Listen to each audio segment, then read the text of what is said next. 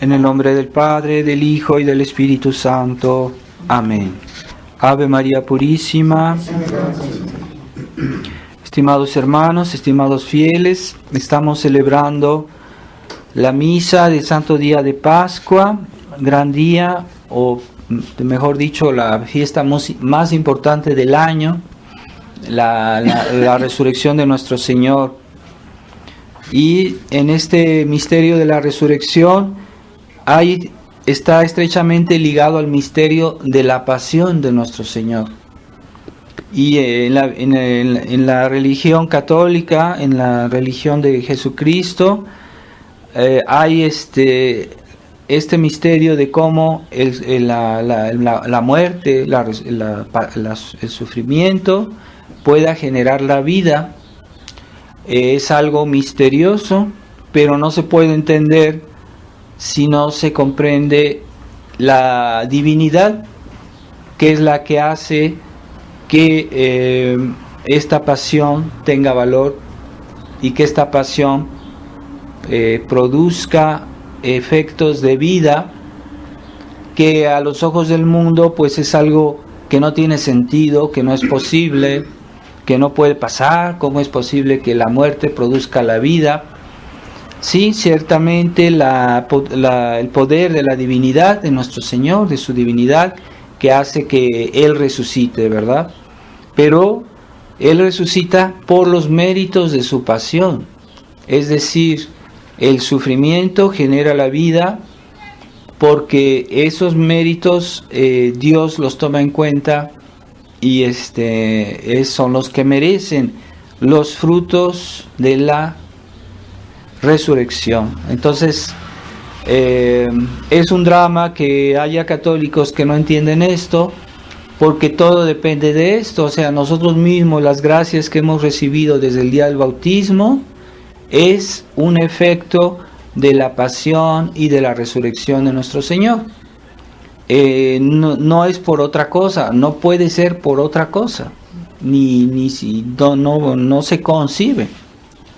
E incluso todas las gracias que Dios dio a todos los hombres antes de la venida de Jesucristo, desde Adán hasta pasando por los santos del Antiguo Testamento, los profetas, todas esas gracias fueron una anticipación de las gracias ganadas por Jesucristo. Fue así como un avance de las gracias que ganó Jesucristo. E incluso la Inmaculada Concepción, la Virgen María, que fue concebida sin pecado original, fue un avance por los méritos de Jesucristo, por los méritos de su pasión y su resurrección. Fue un avance de estos méritos de Jesucristo. Entonces, nosotros participamos a esos efectos, pero también participamos a la manera de ganar esos efectos, porque nuestro Señor quiere que esas gracias que Él ganó se nos apliquen, pero con la participación nuestra. Es decir, que nosotros debemos también merecer por nuestra propia pasión personal. Todos tenemos una pasión a llevar y una resurrección que está en germen. Así que, como dice nuestro Señor, si el grano no muere, no da fruto. Así también en nuestra vida, si nosotros no morimos de alguna manera, no vamos a dar fruto. Y nuestra resurrección al fin del mundo se va a ver los méritos que hemos hecho. Y es verdad que la vida eterna será un reflejo de lo que somos hoy, pero no en la manera que la entiende el mundo, sino en la manera que practicamos la fe, que sobrellevamos nuestra cruz, que morimos a nosotros mismos, al pecado, al mundo, a las máximas de este mundo. Esa muerte que nosotros practicamos por motivos de fe es la semilla, es el germen de nuestra resurrección. Entonces, cuando veamos en el cielo a los santos, la grandeza de esos santos, la belleza de esas almas, pues es un reflejo de sus méritos en esta vida, de la cruz como la llevaron ellos. Entonces van a tener una gloria que es una recompensa de esa cruz, de ese sufrimiento, de esa fe que ellos practicaron en esta vida. Así que no nos engañemos y pensemos que el cielo va a ser así, algo que simplemente por los méritos de Jesucristo. Sí, principalmente es por los méritos de Jesucristo, pero también en la medida que nosotros nos unimos a esa pasión de Jesucristo, a esa resurrección de Jesucristo y a esos méritos de Jesucristo.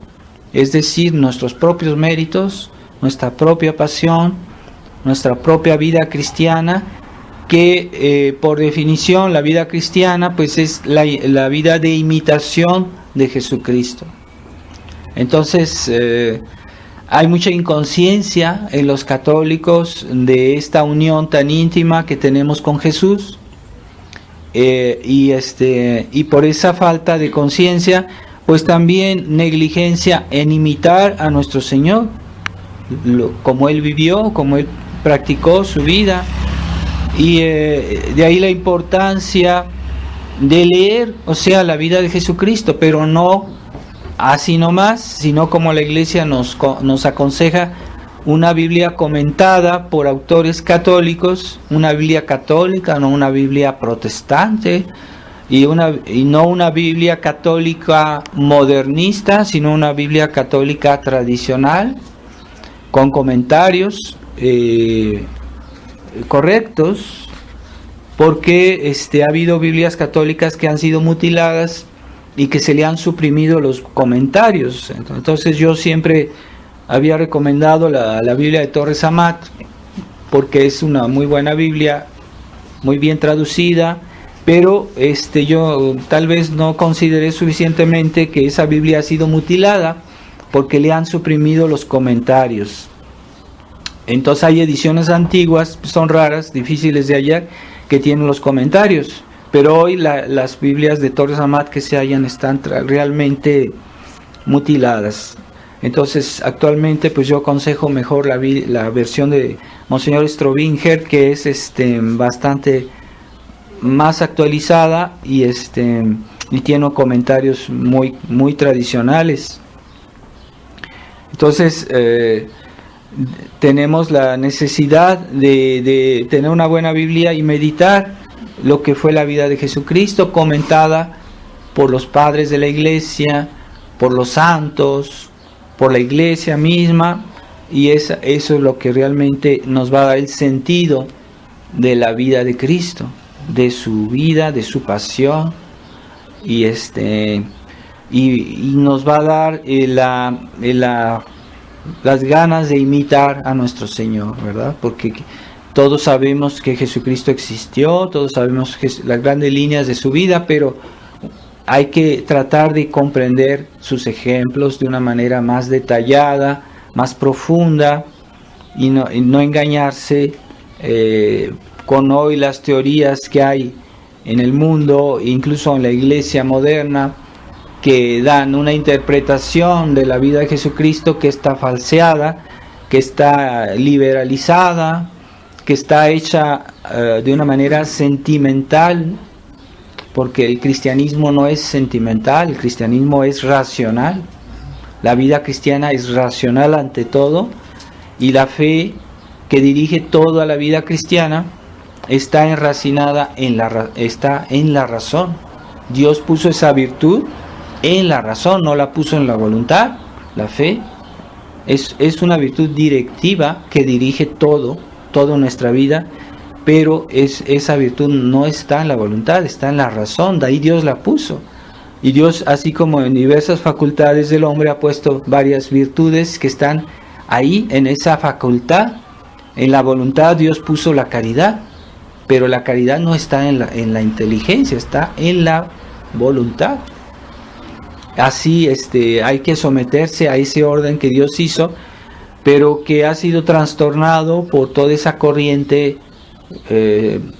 sentimental, romántica, que desde hace muchos años incluso antes del concilio, ya había entrado en la mentalidad de muchos católicos e incluso sacerdotes, esa mentalidad romántica, sentimental. Pero no, es que la vida cristiana es racional, y la fe, que aunque sea superior a la razón, pero está en la razón, de manera que la ennoblece, la mejora y le da más capacidad para comprender verdades más altas que la razón natural puede descubrir en este mundo. Entonces, ennoblecidos por la fe, podemos juzgar de muchas cosas y ver con mucha más altura el sentido de la vida, el sentido de la ley de Dios, de los preceptos, y no solo a un nivel puramente humano, que es la gran tentación de este mundo naturalista que vivimos. Entonces, este mundo juzga según las apariencias, según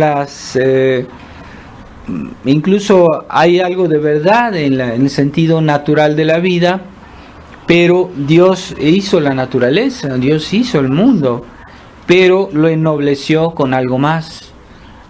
Puso en las almas del hombre pues la vocación a la vida de la gracia, la vocación a la vida de unión a Dios, y eso hace que la naturaleza sola ya hoy no es posible, porque Dios ha creado el orden sobrenatural, ha creado la iglesia, ha hecho la iglesia, ha fundado la iglesia, y entonces ahorita ya la naturaleza por sí misma, por sí sola, no debe ser, no puede ser así. Debemos someterla a Dios, a la vida de la gracia.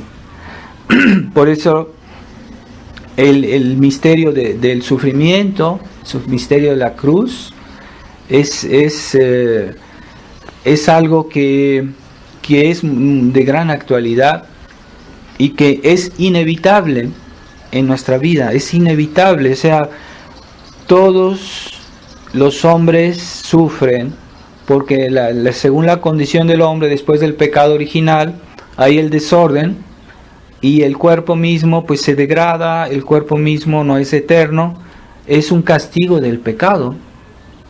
Entonces este sufrimiento, tanto los malos como los buenos sufren, pero Jesús vino a darle un sentido al sufrimiento, de manera que no fuera solo un castigo, una consecuencia del pecado, sino que fuera también un medio de redención, y que nosotros, expiando pues también nuestros pecados, estamos también ganando gracias nuevas y sembrando en este cuerpo corruptible la semilla de la resurrección, de la santificación.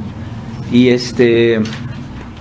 por eso en tierra de mártires hay fe, y se conserva la vida cristiana en esos países donde ha habido santos, donde ha habido mártires.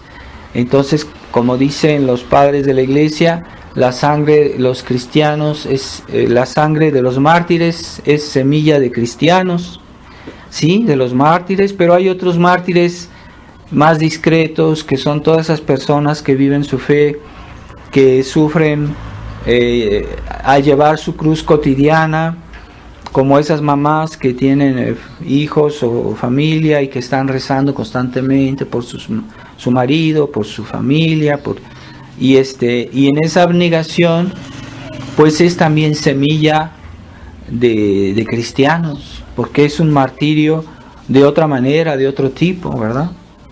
Y hoy hay muchos cristianos católicos que sufren porque quieren conservar la fe, y es muy difícil en esta sociedad por muchas razones conservar la fe, los sacrificios que implica tener una vida espiritual, rezar el rosario, esos esfuerzos cotidianos para conservar la fe en un mundo que nos es agresivo, que nos es que es destructor de todo lo que es cristiano. entonces es más difícil y más doloroso. En esta época hay muchos mártires morales, es decir, un martirio moral, sufrimiento interior, tal vez no físico, pero un sufrimiento moral, de ver todo lo que pasa.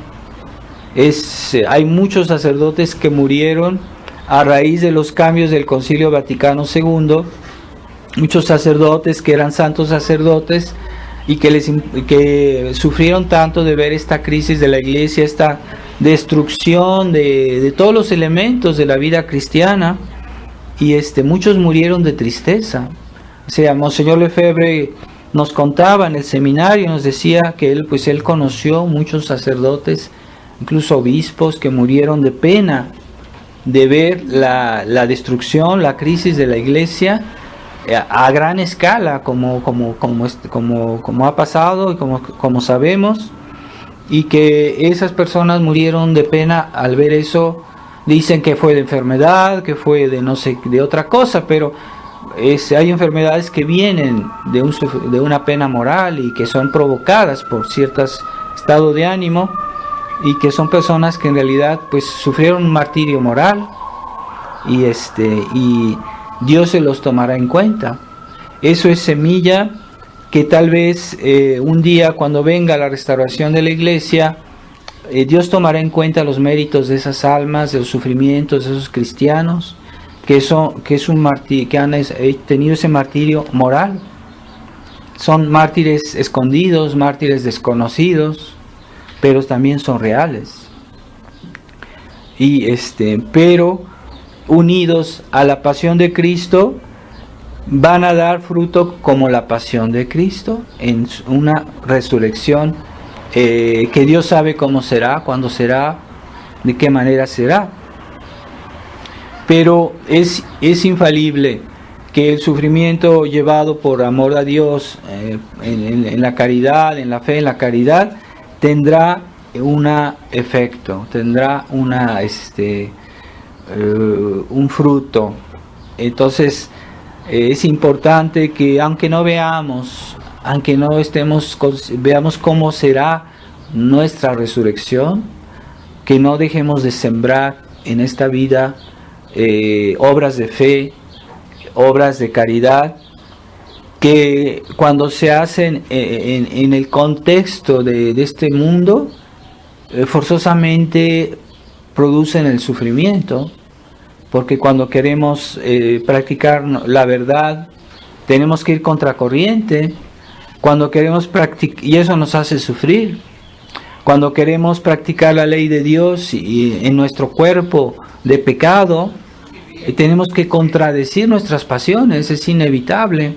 Y entonces hay sufrimiento, hay el mismo esfuerzo cotidiano de cada día de ser fieles a nuestras oraciones, a nuestros deberes, implica sufrimiento. No es fácil, ¿verdad?, hacer nuestro deber, ¿no? Es a veces muy pesado, ¿verdad? Pero eso, si se hace por motivos de fe, motivos de caridad, pues es una semilla que dará fruto. Por eso, no veamos las cosas según las apariencias, recemos, tengamos espíritu de oración, que también pide un esfuerzo, también puede costarnos, pero hay que rezar, hay que saber rezar por los demás. Nunca creamos que nuestras oraciones están perdidas. Ninguna oración nunca se pierde. Lo que sí, a veces nosotros pedimos algo a Dios y Dios no nos da lo que pedimos, nos da otra cosa, porque Él considera que lo que pedimos no nos es benéfico, o no es el momento, o no es oportuno. Pero de todos modos no hay una oración que se pierda. No hay que decir, pues Dios no me escucha, ya no voy a insistir. Eso es un error. Realmente toda oración es escuchada, toda oración tiene su efecto, y tendremos efectos en las almas que queremos o en otras, ¿verdad? Porque las gracias que nosotros pedimos para algunas personas, si estas personas no las quieren recibir, no las quieren aceptar, Dios no los va a obligar, porque Dios no obliga a nadie a recibir su gracia, pero esas gracias, si ellos no la aceptan, pues Dios la dará a otra persona, o en otra circunstancia, o tal vez a la misma persona más tarde, como Santa Mónica, que rezó por su hijo 30 años, aparentemente un caso desesperado, una oración inútil, porque él no se quería convertir, pero ella no se desanimó y su oración surtió efecto tanto que es uno de los, o tal vez el mayor padre de la iglesia, es San Agustín. La iglesia se inspira mucho en las enseñanzas de San Agustín. Basta leer las lecturas, por ejemplo, del breviario, la oración que dice el sacerdote todos los días, que es también oración oficial de la iglesia. Generalmente la iglesia pone textos de San Agustín, que era entre los padres de la iglesia, se puede decir que es tal vez la mayor autoridad. Pues bien, San Agustín se convirtió por las oraciones de su madre, 30 años de oración. Entonces, nunca pensemos que todo aquello que hacemos por motivos de fe, de amor a Dios, esperanza y caridad, nunca se pierde. Así que los apóstoles dudaron cuando la pasión de nuestro Señor, se desanimaron, pero eso no cambió nada, porque de todos modos la pasión de nuestro Señor dio todo su efecto, solo aquellas almas como la Virgen María tendrán más participación a los efectos de la pasión de nuestro Señor, porque esa fe de la Santísima Virgen, en la cual no hubo defecto, no hubo dudas, no hubo ni siquiera un retraso en algo, pues la Virgen María participó más a los efectos de la resurrección. Y de hecho es una tradición venerable en la iglesia que la primera persona a la cual se apareció nuestro Señor fue la Santísima Virgen. Entonces tengamos esa fe de la Virgen María, que en el tiempo de la pasión, en ese silencio tan doloroso de Nuestra Señora, pero en la paz, sin inquietud y con una fe serena, sin disminución, sin dudar, pero sin embargo un mar de dolor, de todos modos la Virgen no dudó, y entonces el gozo de la Virgen María es incomparable. Después de la resurrección es incomparable. Hay que también, por eso la iglesia en este tiempo de Pascua dice la antífona del Regina Coeli, es una antífona de alegría, como para decir a la Virgen: alégrate, María, de la resurrección de Jesús. Ahora es el momento de gozar de tu fidelidad durante la pasión. Entonces vamos a pedirle a nuestro Señor, a la Virgen María, que nos inicien o nos hagan comprender mejor, porque hay algo de misterioso en lo que es la pasión de nuestro Señor, algo que siempre se nos escapa, algo que no entendemos y que es muy difícil de entender, la pasión, por qué y de qué manera.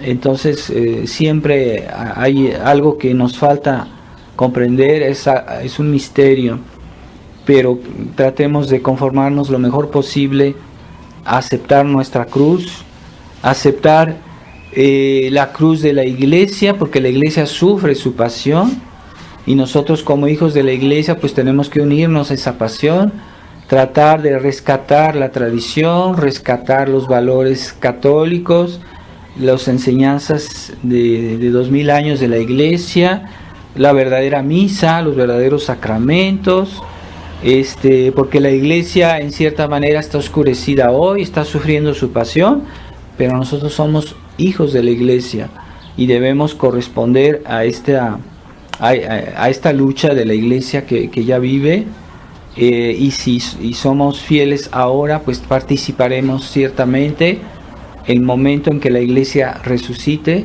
por decirlo así, cuando Dios quiera, la iglesia va a volver